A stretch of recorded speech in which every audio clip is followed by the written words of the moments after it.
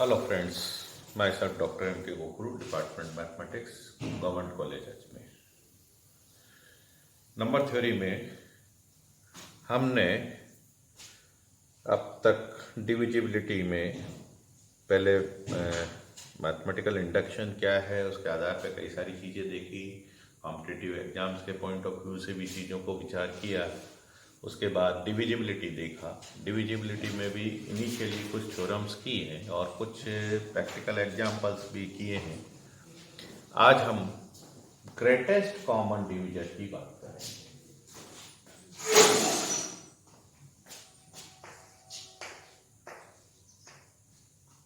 Greatest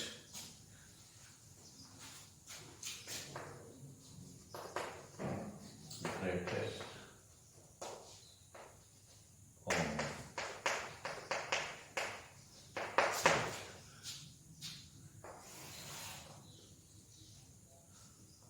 greatest common divisor, highest common factor, ये नाम लिया करते हैं हम।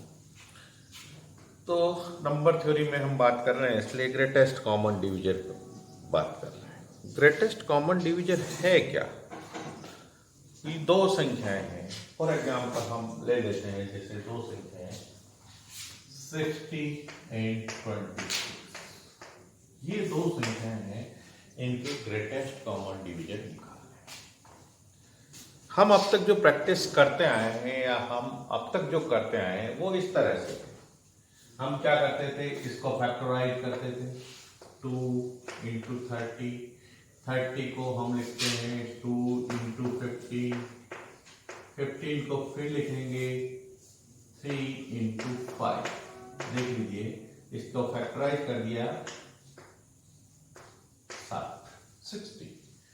फिर इसी तरह से इसको भी फैक्टराइज करते हैं 2 इंटू 13, और कोई फैक्टर नहीं बनता है क्योंकि ये प्राइम नंबर है। अब इनमें से दोनों में से जो कॉमन फैक्टर है सिर्फ दो है। दो कॉमन फैक्टर यहाँ भी है, यहाँ भी है, तो ये दो इसका ग्रेटेस्ट कॉमन डिवीजर हो गया। हमारे जो पुराने अनुभव है, पुराना जो वर्किंग है, उस आधार पे हम ये कह सकते हैं।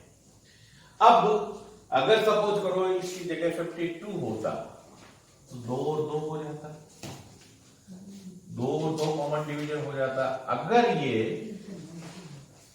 78 होता तो 2 इंटू 3 कॉमन फैक्टर हो जाता।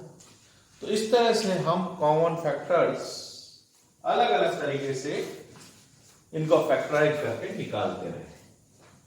एक और मेथड जो बाद में चल के हमने कहीं सीखा होगा, बहुत इनिशियल है, पर जब संख्याएं बहुत बड़ी हो जाती है, ये तो छोटी संख्याओं में तो बहुत आसान होता है, हम ऐसा कर लेते हैं, पर संख्याएं बहुत बड़ी हो जाती है, उस समय हम क्या करें? उसके लिए हम एक और मेथड अडॉप्ट करते रहे हैं। वो मेथड यो है कि हम इस 60 में 26 का डिवाइड करते हैं, 8 बचा। फिर जो रिमाइंडर है उस रिमाइंडर में 26 में इसका भाग लगाएंगे 24 एंड 2। फिर जो रिमाइंडर बचा है उसमें 8, ये जो 8 है ये यहां क्वोशिएंट था, यहां डिवाइजर्स हो गया, तो इसमें फिर भाग लगाएंगे, 4 बार गया 8 आ गया, 0 बचा। फिर हम नंबर थ्योरी ऑफ इक्वेशंस में डिवीजन की एक और अलग टेबल के आधार पर डिवीजन करते चले जाते हैं, और वो अगर अलजेब्राइक फैक्टर्स होता है तो उससे भी हम काम कर लेते थे। तो सेकंड हमने ये सीखा, और लास्ट में जिसका भाग गया और अंत में 0 बच गया वही कॉमन डिवीजन हो गया, ग्रेटेस्ट कॉमन डिवीजन हो गया। तो ये प्रोसीजर भी काम में लेते हैं। अब एक शब्द है ये कॉमन डिवीजन, और उसके बाद ग्रेटेस्ट कॉमन डिवीजन। इन दो संख्याओं में संयोग से, चलिए मैं दूसरा एग्जांपल ले रहा हूं, 60 और 78, या कोई और एग्जांपल लेंगे, ये भी ले सकते हैं। तो इसके 2 इंटू 2 इंटू 3 इंटू 5 और इसके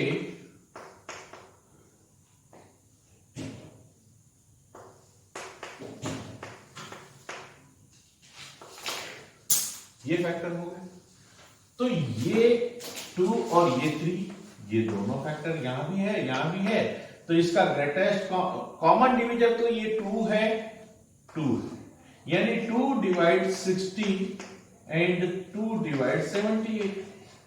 आल्सो 3 डिवाइड्स 60 एंड 3 डिवाइड 78। 3 का भाग उसमें भी लगता है, तो 3 भी कॉमन डिवीजर, 2 भी कॉमन डिवीजर हो गया और 3 भी कॉमन डिवीजर हो गया।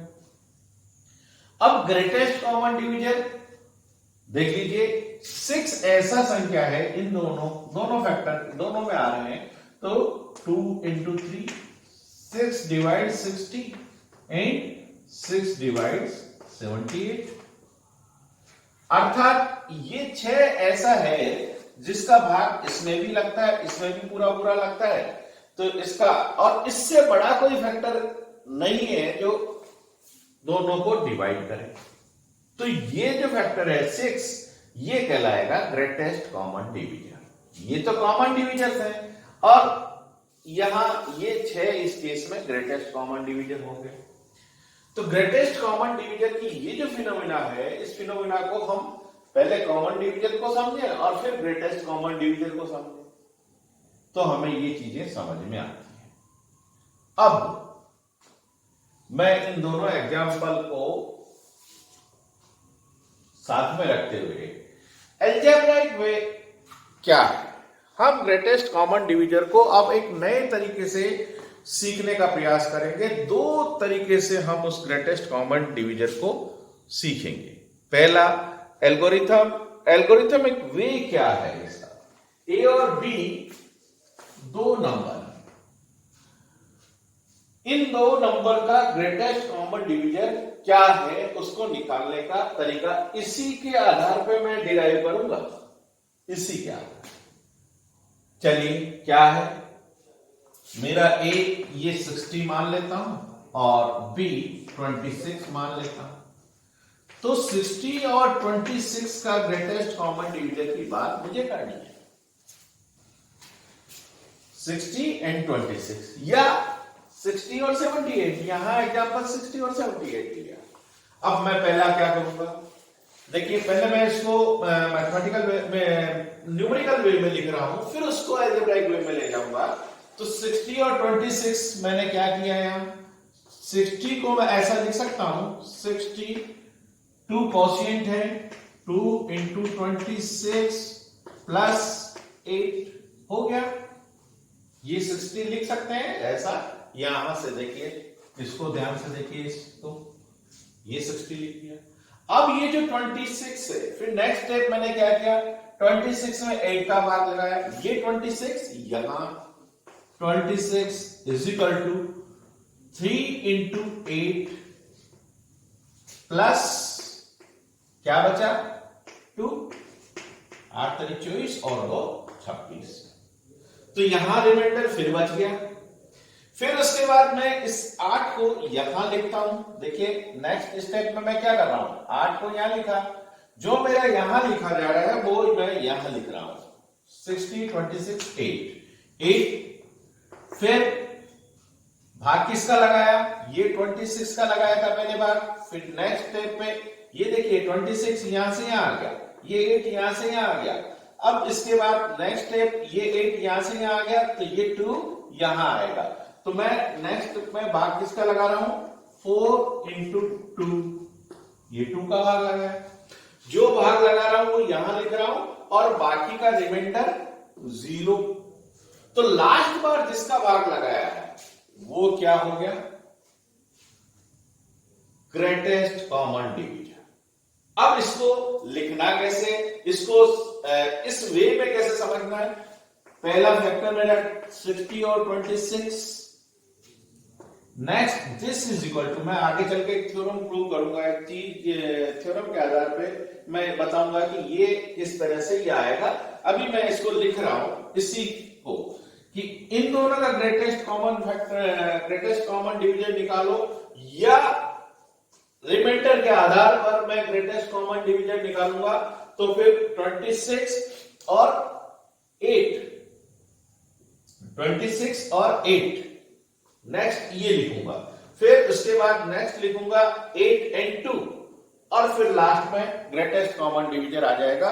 ये ग्रेटेस्ट अभी मैं इसको अलजेब्रिक वे में करके और फिर लिखूंगा जब थोड़ा ठीक रहेगा।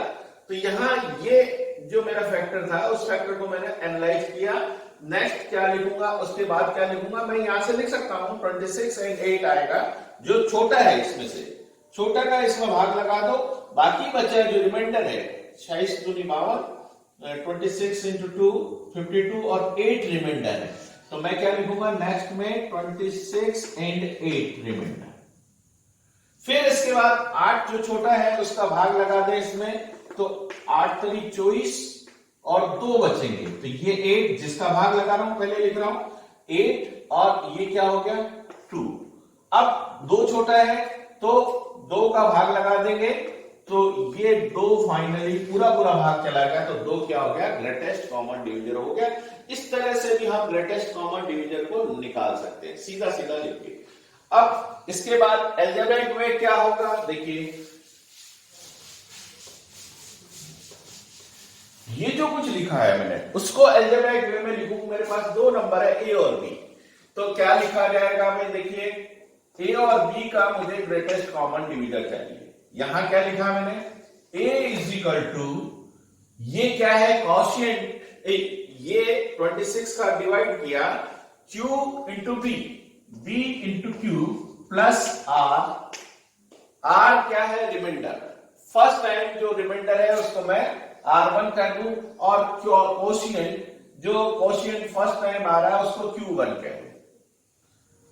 ये हो गया डिवीजन एल्गोरिथम के आधार पर पहले स्टेप के आधार पर। अब नेक्स्ट स्टेप में क्या हुआ, 26 यहां आ गया, ये q1 is equal to b1, इसको भी b1 q1 कह दे, इसको नेक्स्ट b2, ये b2 और ये क्वोशिएंट q2,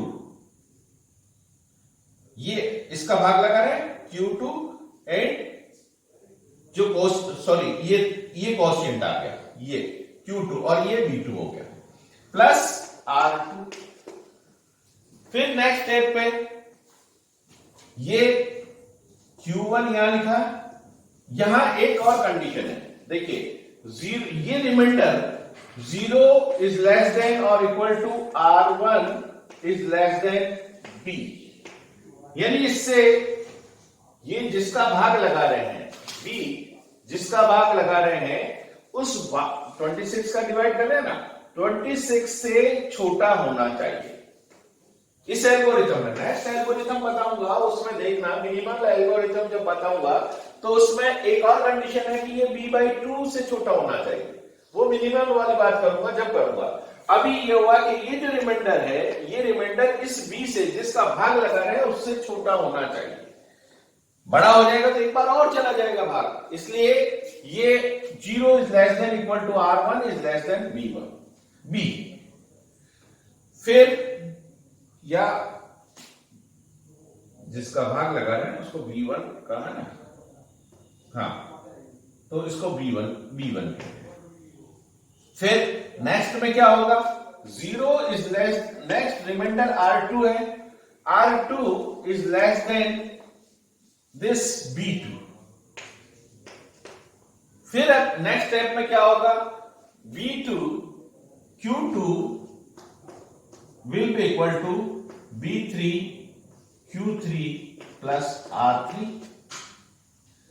अब यहां संयोग से r3 क्या हो गया, इस स्टेप पे 0 हो गया, पर हर केस में ऐसा जरूरी नहीं कि इसी स्टेज पे कल्मिनेट हो जाए, इसी स्टेप पे प्रोसेस रुक जाए, प्रोसेस आगे भी चल सकता है। तो हम ये प्रोसेस करते चले जाएंगे और करने के बाद में ये q k ऐसी संख्या है, q k तक चले, q k ये 2 है, ये q k प्लस 1 और b k plus 1, q k plus 1 plus r k plus 1, जिस समय ये 0 हो जाए उस समय हम मान लेंगे कि ये कल्मिनेट हो गया। उस समय जो हाईएस्ट जिसका भाग लगाया, जिसका भाग लास्ट बार लगा और ये जब 0 हो गया, तब हम कहेंगे कि ये हाईएस्ट कॉमन फैक्टर हो गया, ग्रेटेस्ट कॉमन डिवीजन हो गया। और यही सेम कंडीशन सब जगह चलती जाएगी, R3 is less then B3 and so on. ये सारी कंडीशन इसके साथ साथ इसी तरह से QK जो है वो इसी कंडीशन के आधार पे हमारे पास निकलते चले जाएंगे। तो ये एक मेथड हुआ ग्रेटेस्ट कॉमन डिवीजन निकालने का। अब इस ग्रेटेस्ट कॉमन डिवीजन को हम इस फॉर्मेट में ये लिखा, उसी फॉर्मेट में देखें तो देखिए ये क्या है, जिसका भाग लगाया Q1, B1, B2, B3, जिसका भाग लगाया, और जो छोटा है वो ये 8 क्या है, ये संख्या 2 into 26, तो यह 26 और 8, ये नेक्स्ट 26, 8 एंड नेक्स्ट 8 and 2 और लास्ट में ये 2 आ गया। तो यहीं से चला, यहां से भी B1, B2, B3, B4, तो AB को B1, AB1, यहां B1 कह दिया मैंने इसलिए B1 लिख रहा हूं, B1 इसको AB1 कह दिया, 26 को B1 कह दिया, तो B1 और यहां क्या आ गया, नेक्स्ट B2, B1, B2, फिर B2, B3 and so on. जिस समय लास्ट में पूरा भाग लग जाए वो उसका ग्रेटेस्ट कॉमन डिवीजन हो गया। तो इस तरह से भी हम प्रैक्टिस कर सकते हैं। तो इसका एक एग्जांपल और थोड़ा सा बड़ी संख्याओं का एग्जांपल ले लेते हैं ताकि थोड़ा सा ठीक रहेगा। जैसे 5 to 5, एक संख्या 5 to 5 है। अब जैसे बड़ी संख्या लेते हैं 5 to 5 और दूसरी संख्या है 2, 3, 1। हम चाहें तो इस तरह से लिख सकते हैं, इस तरह से लिख सकते हैं, इस तरह से एडजस्ट कर सकते हैं, और चाहें तो प्रैक्टिस हमें इसकी करनी चाहिए कि ये क्या है, सीधा इसके आधार पर हमें इसको लिखना चाहूं तो क्या होगा, 5 to 5 इज इक्वल,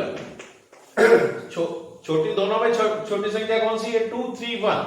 2, 3, 1 का डिवाइड करेंगे तो क्या होगा, 462 आ जाएंगे। 462, 525 में 462 गए तो क्या बचेगा, ये इसको मुझे लिखना है 2, 3, 1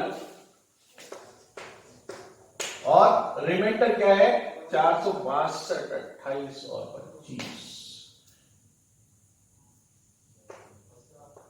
50।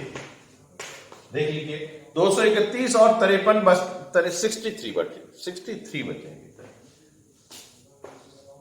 63 देख लीजिए, एक बार कैलकुलेशन कर लीजिए। 3 into 63, हाँ 465, 38, हाँ 38 and 25, 63। अब इसमें छोटी क्या है, 63 का मतलब ये 63 लिख दिया। 63 का इधर डिवाइड करें 231 में तो कितनी बार जाएगा, 3 बार जाएगा। 63 into और 3 और ये क्या बच जाएगा, 42 बच जाएगा, ये 42। फिर छोटी क्या है 42 और 42 जाएगा तो क्या बचेगा, 21।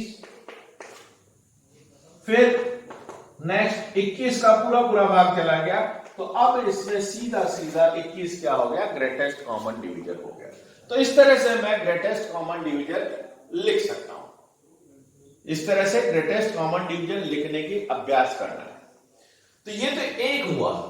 अब मिनिमम ग्रेटेस्ट कॉमन डिवीजन निकालने के लिए मैंने प्रारंभ में कहा था कि 2 तरीके से हम इस ग्रेटेस्ट कॉमन, अगला तरीका भी मिनिमल एल्गोरिथम वाला तरीका भी हमें बाद में जाके बहुत काम आएगा, इसलिए उसको भी सीखना आवश्यक है। तो उसमें और इसमें एक फंडामेंटल डिफरेंस है, इसमें और उसमें, इस मेथड, इस एल्गोरिथमिक मेथड में और उसमें एक फंडामेंटल डिफरेंस क्या है, सिर्फ इतना सा है कि यहां जो रिमाइंडर है, यहां रिमाइंडर जो बचा है इसका B1 के आधे, B1 का से छोटा है, इस केस में जो नेक्स्ट मैं बता रहा हूं, मिनिमम एल्गोरिथम वाला बता रहा हूं, उसमें आधे से छोटा बचना चाहिए। आधे से छोटा क्या है कि b is equal to a is equal to b q1 plus e1 r1 ऐसा लिखेंगे। e1 r a में डिवाइड कर रहे हैं, a is equal to b q1 plus e1 r1।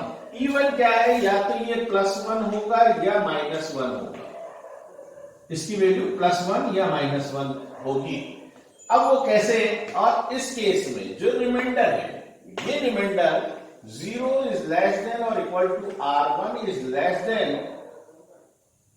b/2, ये कंडीशन है। यहां b1 मैंने b1 ले लिया था इसलिए b1 लिखा है, तो b1/2 यहां b1 है और यहां b/2, आधे से छोटा बचना चाहिए बस, और कुछ नहीं। नेक्स्ट स्टेप में फिर वही कि b का डिवाइड कर रहे हैं, b q1 आया, नेक्स्ट स्टेप में b क्या लिखेंगे, b इज इक्वल टू यहां b1 b2 ये आएगा bk, यस b1 b2, हाँ ठीक है। तो यहां नेक्स्ट स्टेप में क्या होगा, b और जिसका भाग लगा रहे हैं वो b इज इक्वल टू, ये क्या हो जाएगा b1 q2 plus e2 r2, फिर e2 की वैल्यू +-1 और r2 पे कंडीशन ये होगी 0 is less than equal to r2 is less than b/2, ये आ जाएगा। यहां देखिए मैंने क्या किया, 26, ये 26 ये है, ये वाला, और q1 कोशिएंट में 2 आ रहा है, और फिर 26 इज इक्वल टू लिखा था 26 और कोशिएंट में ये 3 आया, तो ये q2 क्या हो गया, 3 हो गया। और इस तरह से मैंने इसको एडजस्ट किया था, ये एल्गोरिथमिक वे में लिखा। इसी तरह से यहां भी एल्गोरिथमिक वे में next step b2 is equal to b3 q2 q3 b1 is equal to b2 q3 plus e3 r3, फिर वही r3 लाइज बिटवीन यहां b1 ये जो है इससे आधा b1/2, फिर b2/2, इस तरह से आधे से कम बचना चाहिए। प्रैक्टिकल क्वेश्चन लेके देखते हैं, और कुछ भी नहीं इसमें। तो ये मिनिमम एल्गोरिथम वाला है। प्रैक्टिकल क्वेश्चन मैं एक लेता हूं,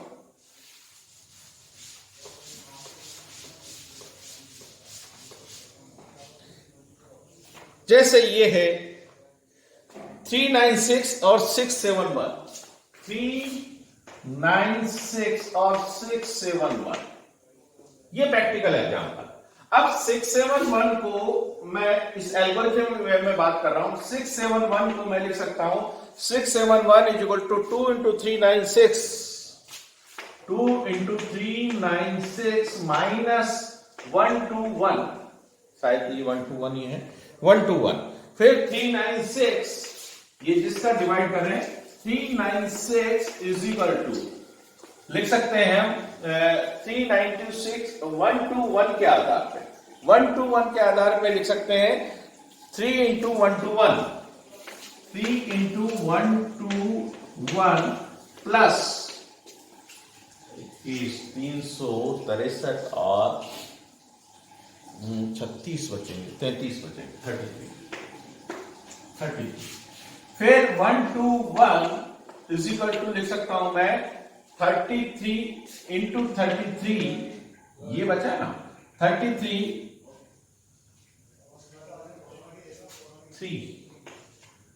99 एंड 4 इंटू 33, 3 बार, आधे से कम बचना चाहिए ना। 671 देखिए या माइनस क्यों लिखा? 396 दो बार लिखा है, दो क्यों लिखा है? अगर मैं एक बार ही लिखता, चलो मैं एक बार इस प्रोसेस को कंप्लीट कर लेता हूं फिर बता रहा हूं।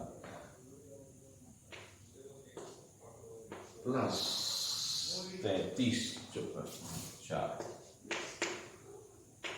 32 या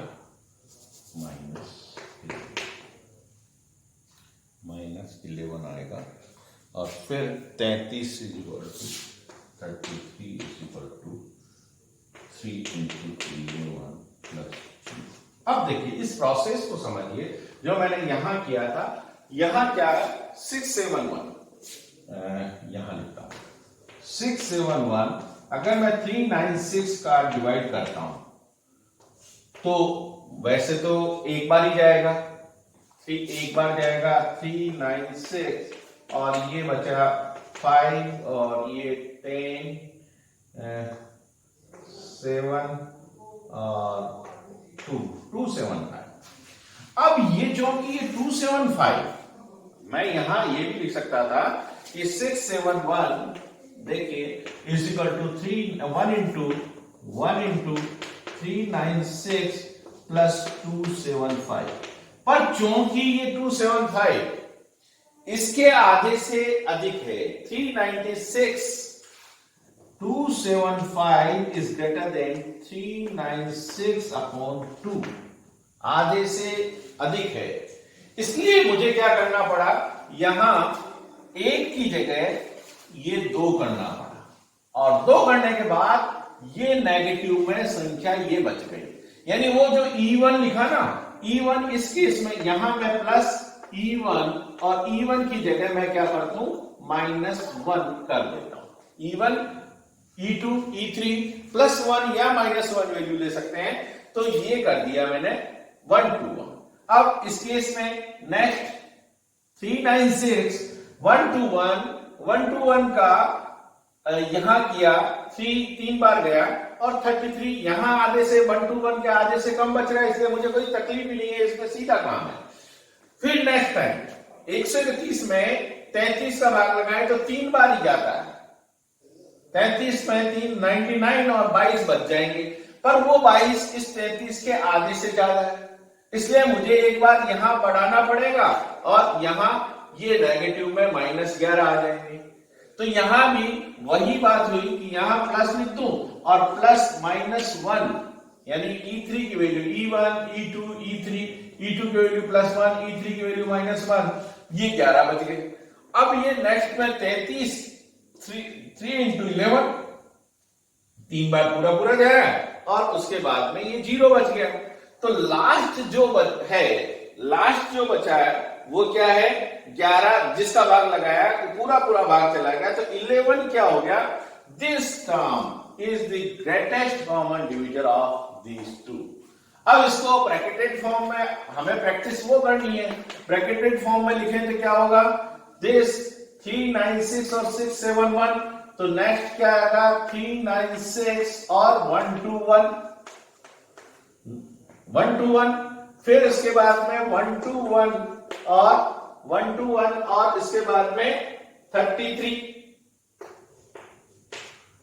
फिर 1 to 1 और 33 में से किया दिस इज इक्वल टू लिखते 33 और बाकी क्या रिमाइंडर 11 में पॉजिटिव ले रहा हूं। यहां एक बार जो बढ़ाना घटाना था वो बढ़ा लिया, उसके बाद में जो टर्म है वो पॉजिटिव ले रहा हूं और इसके बाद में ये फाइनली ग्रेटेस्ट कॉमन डिविजन 1 आ गया। यहां ये ध्यान रखा कि b/2 से छोटा, इससे आधे से कम होना चाहिए, इससे आधे से कम है, इससे आधे से कम है, ये ध्यान रखना है।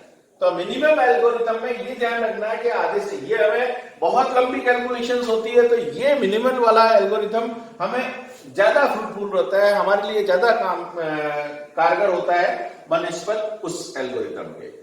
तो हम दोनों वे से ग्रेटेस्ट कॉमन डिवीजन निकालेंगे। ग्रेटेस्ट कॉमन डिवीजन तो वही रहना है, वही आना है। तो ये हम 2 तरीके से ग्रेटेस्ट कॉमन डिवीजन को समझ सकते हैं। आगे इस पे हम और चर्चा करेंगे। धन्यवाद।